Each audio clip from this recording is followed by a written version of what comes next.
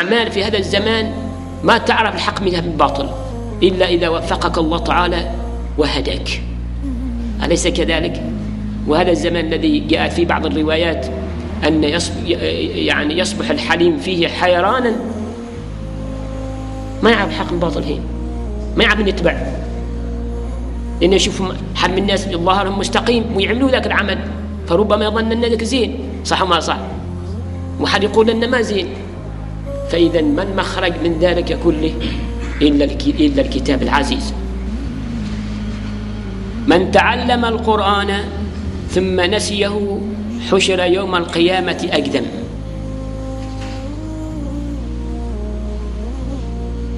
قال الربيع: الأقدم مقطوع اليد، وقيل مقطوع الحجة، وكل ذلك يدل بأنه خاسر والعياذ بالله.